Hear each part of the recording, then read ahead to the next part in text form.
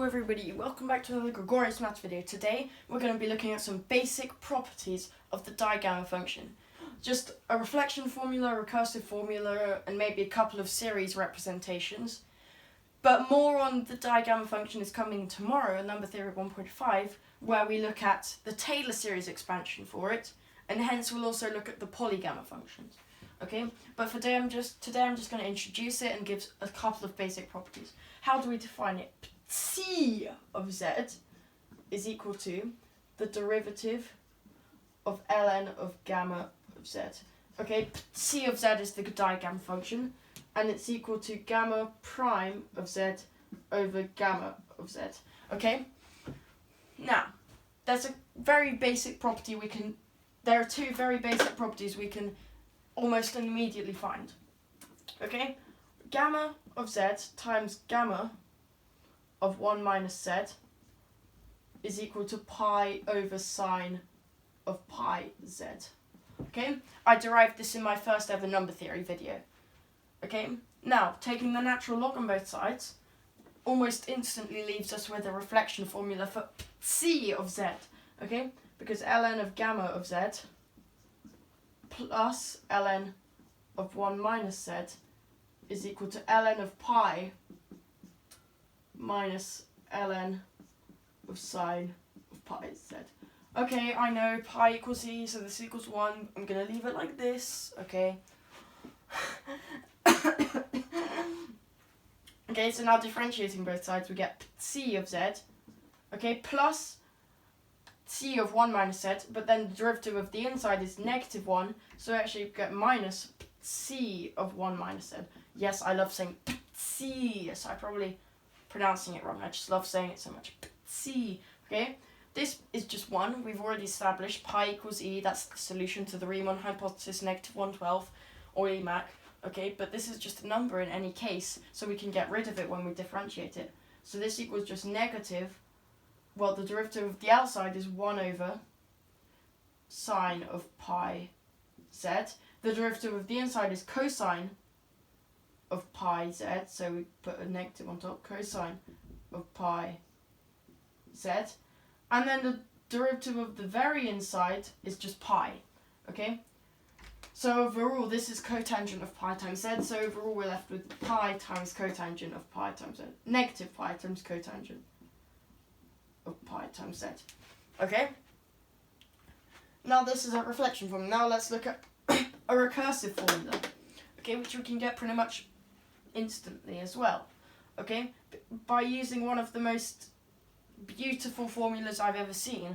If you take the reciprocal, in this case it's much easier to just look at normal gamma of z, okay. Look at my other video for the derivation of this. It's my other number theory video for the derivation of this. This is the Weierstrass definition. I highly recommend you look at that video.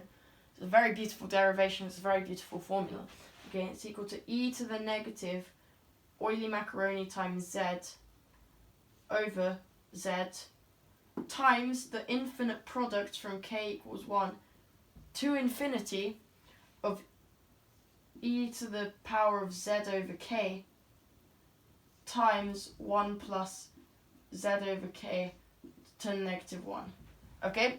And now, taking the natural log on both sides makes everything so much nicer, because ln of gamma of z is equal to, well, ln of e to the power of something is just negative Euler mac times z minus ln of z.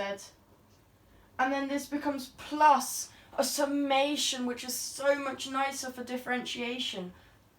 Oh yeah, I rhyme with the time. Okay, because the ln of a product is just a summation. So we get plus a summation. Okay, that's so much nicer for differentiation. Yeah. Sorry, of z over k. And now bring the negative out to the front using basic natural log properties. Minus ln of 1 plus z over k. Okay? And now, differentiate both sides. C of z is equal to negative Euler mac minus 1 over z plus the sum from k equals 1 to infinity of 1 over k minus, the denominator will be just this, 1 plus z over k, and the numerator will be the derivative of this, which is 1 over k, which equals, okay, now add 1 on both sides. Did I do the recursive formula? No, okay, I'll just derive it right now. Add 1 over z on both sides, we get c of 1 of z plus 1 over z. Okay, let's take a little sidetrack, okay? This might seem irrelevant. Gamma of z plus 1 is equal to z gamma of z. So what, do you ask me? Well, I'll tell you what. So, if you just let me take the natural log on both sides, okay? This means that ln of gamma of z plus 1 is equal to ln of z plus ln of gamma of z. Okay, you're flexing that you know your natural log properties. So what? Differentiate both sides. Et voila, we have a reflection formula. Okay, this whole thing implies that c of z plus 1 equals, the derivative of this is 1 over z. The derivative of this is just c of z. Oh look, they're the same thing. Ha, I told you this was relevant. C of z plus 1. Okay, this is exactly what we can replace this with. C of z plus 1. C of z plus 1 is equal to negative Euler Mach plus the sum from k equals 1 to infinity of 1 over k minus, cleaning this up, okay, multiply top multiply k, 1 over k plus z. Okay? Now, this inside, we can manipulate this to get ourselves another integral representation. And it's the following. You can check for yourself that this integral right here is equal to this expression right here, okay? Oh, sorry, I forgot the plus, okay? But now, we can manipulate this slightly, okay? You can use Papa Fabini, whatever you want, whatever pure mathematical thing you want to prove, that we can interchange the limit, the integral and the summation, leaving us with this equals negative Euler Mach plus the sum, plus the integral, pardon me, plus the integral between 0 and 1 of the sum from k equals 1 to infinity of x to the power of k minus 1 minus x to the power of k plus plus z minus 1 plus z. Okay? And now we can factor out a x to the power of k minus 1. Okay? So we're left with x to the power of k minus 1 times 1 minus x to the power of z, okay, dx, okay, and now this equals negative Euler macaroni plus the integral between 0 and 1 of the sum from k equals 1, to infinity of x to the k minus 1, and what we can do is we can bring this to the outside because this is completely independent of k.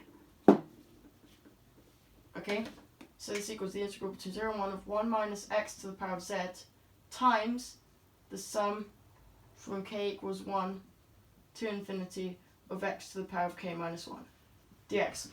Oh look, that's very familiar. That's just a geometric series. So we can easily use the geometric series formula, 1 over 1 minus x. Okay, black pen red pen is best friend for some reason. Okay, it's pretty nice, but okay, black pen red pen is best friend. 1 minus x to the z over 1 minus x dx. Okay, and now you may have seen this or not. I'm not going to derive it for you now. Okay, but this is actually equal to the zth harmonic number. So this equals negative Euler macaroni plus the zth harmonic number. Okay, and just for some fun, we'll take one value. Okay, so this means that c of 1 is equal to negative Euler Mach, okay, which is equal to gamma prime of 1. Okay, which is really cool because if we take a look at the gamma function, the integral between 0 and infinity of e to the negative t times t to the power of z minus 1 dt, okay, and this is gamma of z, okay, we take the partial derivative with respect to z, we get gamma prime of z, so this implies that the derivative, pretend I wrote all of this, is equal to e to the negative t, okay, times, well, the derivative of b to the x is b to the x times ln of b, so we get t to the z minus 1, t to the z minus 1 times ln of t dt, which means that when z is 1, we've just found out that this integral, when z equals 1, is equal to negative Euler macaroni, which I think is quite cool. Okay? And seriously... Oh, why did I rub it out? Okay. That's it. Bye.